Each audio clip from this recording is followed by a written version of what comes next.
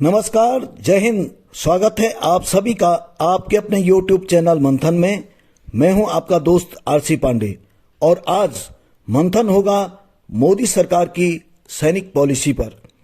दोस्तों, प्रधानमंत्री श्री नरेंद्र मोदी जी को आपने अक्सर यह कहते हुए तो सुना ही होगा कि मेरी सेना। यह शब्द सेना के प्रति उनके अपार प्यार को दर्शाता है और आपने अक्सर उन्हें होली या दीपावली जवानों के साथ मनाते हुए भी देखा होगा। और हमारे देश के सभी सैनिक, यहाँ पर सैनिक का मतलब अर्धबल सैनिक, पूर्व सैनिक और सैनिक परिवार से है, भी अपने प्रधानमंत्री का तहे दिल से सम्मान करते हैं। इसमें शक की कोई गुंजाइश नहीं है।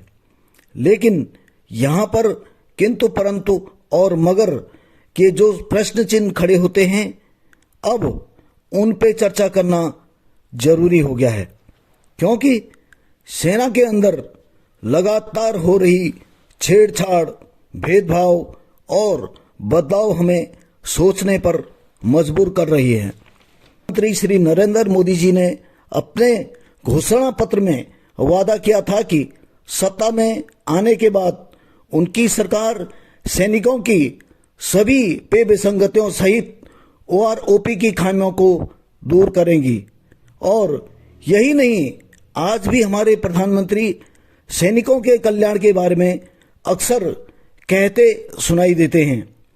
लेकिन मोदी सरकार के सत्ता में आने के बाद सेना के अंदर जो जोड़ तोड़ और छेड़छाड़ की प्रक्रिया शुरू हुई, वह किसी सर्जिकल स्ट्राइक से कम नहीं है। इसमें सेना की पेंशन खत्म करने के लिए अग्निपथ योजना को लेकर आए, ओआरओपी के नाम पर जवानों के साथ ठगी की, सेना के अधिकारियों को खुश रखने के लिए असमान एमएसपी लागू की।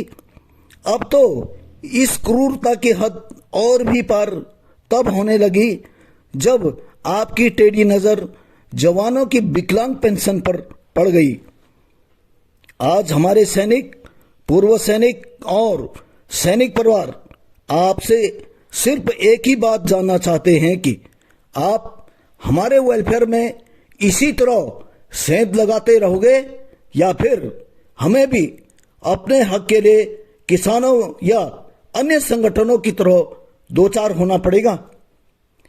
डिफेंस बजट को बैलेंस कर आधुनिक और विदेशी टेक्नोलॉजी के सहारे यदि आप भारतीय सेना को नंबर 1 बनाना चाहते हैं, तो आपको रूस जैसे देश से सबक सीखना चाहिए, जो अपने सैनिकों की कमजोर ट्रेनिंग और गिरे हुए मनोबल के कारण यूक्रेन में फंसे रहे। सेना ऊंचे मनोबल और बहुत अच्छी ट्रेनिंग के दम पर चलती है, ना कि राजनीतिक जुमलों से। आप बिना पेट्रोल अथवा बैटरी के गाड़ी चलाने की सोच रहे हैं तो यह संभव नहीं है, क्योंकि पेट्रोल और बैटरी के अलावा उन्हें और भी बहुत कुछ चाहिए होता है। वैसे यह सारी बातें आज की राजनीति में कोई मायने नहीं रखती है।